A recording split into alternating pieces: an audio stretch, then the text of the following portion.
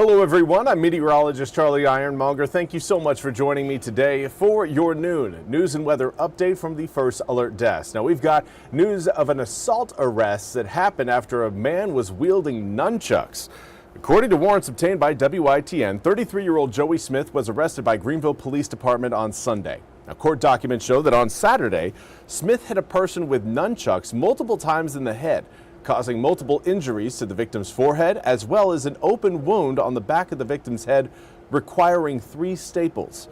The Winterville man was charged with assault, inflicting serious bodily injury, and assault with a deadly weapon. Smith was given a $30,000 bond, which has since been posted. Now, we also want to highlight an arrest that happened after a shooting investigation happened in Onslow County. The man you're seeing on your screen right now is Craig North. Now, Captain Scott Kennedy with the Duplin County Sheriff's Office says that the suspect was arrested by deputies. And that man is Craig North. According to the warrant, North was charged with 2 counts of aggravated assault with intent to kill and inflicting serious injury using a firearm. The shooting occurred in the area of Luther Banks Road and Gregory Fork Road. Now, officials say the shooting was caused due to a family dispute involving the suspect's father and cousin.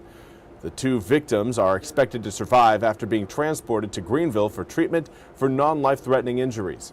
Deputies began a search for a black Cadillac Escalade with dealer tags last seen in the area of Catherine Lake Road. Now, officials say there is no longer a public safety threat at this time. Multiple agencies also arrived to assist the investigation, including the North Carolina State Bureau of Investigation, the Highway Patrol, and the Duplin County Sheriff's Office. Officials say the investigation is still ongoing.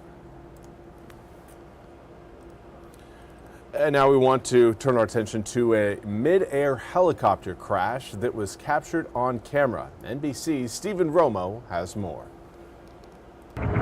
These are the final images of a helicopter spinning helplessly to the ground after the FAA says it collided mid-air with another chopper. Personnel respond out to the area of 100 Basin Road for 2 helicopters crashing. It happened Sunday morning over Hamilton, New Jersey, about 35 miles outside Philadelphia. Both aircraft plummeting into an empty field, one bursting into flames. I got one helicopter fully involved. I got another one in the woods down. Short expectation, we're going to need to expedite the response. Caitlin Collins lives nearby and raced to the crash site with her husband. She says they were able to help one pilot while waiting for first responders. He was conscious and breathing and just looking around, kind of, obviously confused what just happened. So I just held his hand and told him everything was going to be okay. Another eyewitness telling me she saw one of the pilots desperately trying to save his struggling helicopter as it fell. It looked like he was trying to gain control of it, but it happened really fast and it just went down.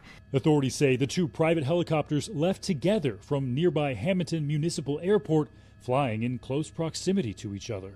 It has been noted that the pilots had done that in the past. They apparently are friends and fly into the airport, have a meal together at the cafe that's there, and were leaving together. Within just minutes of departing, the choppers collided about a mile from the airport.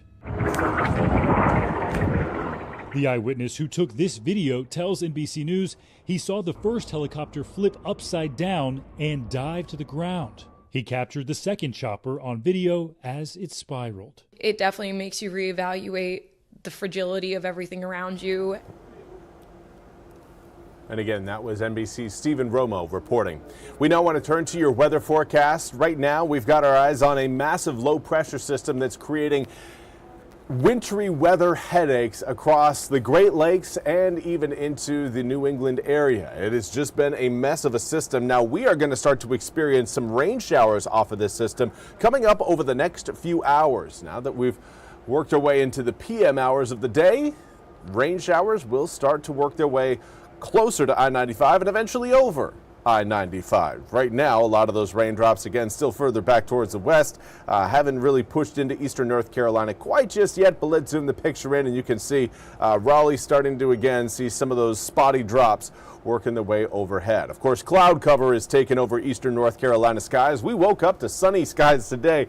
It's certainly not going to stay sunny today. We will have cloud cover with us throughout the afternoon and throughout, I would say, at least the early evening hours. But late tonight, after the cold front that's bringing in these rain showers moves off the coast, we're going to get back to clear skies. Now, that is actually going to lead us to colder conditions coming up for tonight into tomorrow than what you'd expect to see given our air temperatures outside right now. Currently 71 degrees in Washington with a southwesterly wind at 18 miles an hour. Winds are going to stay breezy and blustery for your Tuesday, but the big difference is they're going to be coming in out of the north to northwest, and that's going to bring in colder air. So we're going to be looking at more of a wind chill effect coming up for tomorrow than what we're seeing today. Again, 71 degrees in Washington feels quite nice. And it's not the only spot in the 70s right now. We've got 71 through Washington as well as Plymouth, 70 degrees in Greenville and Keensville, 72 in Kinston as well as Jacksonville, 75 currently in central Craven County in New Bern. It is toasty across eastern North Carolina, especially when you remember that normal this time of year is around the upper 50s. So being in the low 70s should really get you out and maybe get you go, I don't know, for a nice drive somewhere. Maybe go out fishing, maybe go out for a walk, pick up some trash. There's a lot to do with weather this nice and this warm. You're not going to need a jacket today, but tomorrow you're going to need a jacket because this temperature change that we're seeing that has flipped air temps over the past 24 hours from about 50 to 25 degrees warmer. Tomorrow, it's going to go in the other direction. We're looking at a big cool down from today into tomorrow. Do want to say good afternoon to Billy George. Thank you so much for tuning in from Emerald Isle. Hopefully you're having a wonderful day. Winds breezy throughout the east. It's one of those that everyone is feeling the winds today. Southwesterly coming in at around 15 to 25 miles an hour. Now the winds will eventually swing around to the west-northwest coming up this afternoon, but it's only going to drive air temperatures down. We're really not going to be hanging on to this warmth. So a moral of the story is take advantage of this warm weather while we have it. Rain showers, as you can see, start to push into the east between 2, 3, and 4 p.m. But they're going to be quick moving showers and we'll be out of here by the time we get to around 6, 7, 8 p.m. tonight. So if you're wondering, okay, are we looking at lingering showers as temperatures drop? No, the showers roll in and then right as the showers exit, the temperatures start to plummet, dropping all the way down into the mid-20s later on tonight. Similar story coming up again for your Tuesday night into Wednesday morning.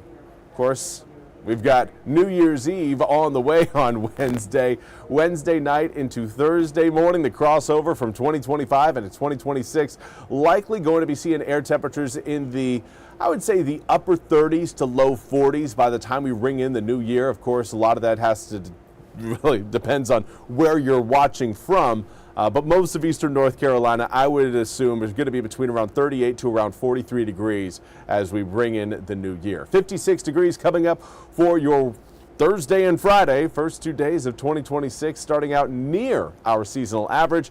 But then more rain showers show up on Saturday and could linger into Sunday, bringing air temperatures back down again to the low 50s to upper 40s over both Saturday and Sunday. Well, that's all we have time for today's noon news and weather update from the First Alert Desk. I want to thank you all so much for joining me. We'll be back with more news and weather coming up at the top of the hour. Until then, have a fantastic last Monday of 2025.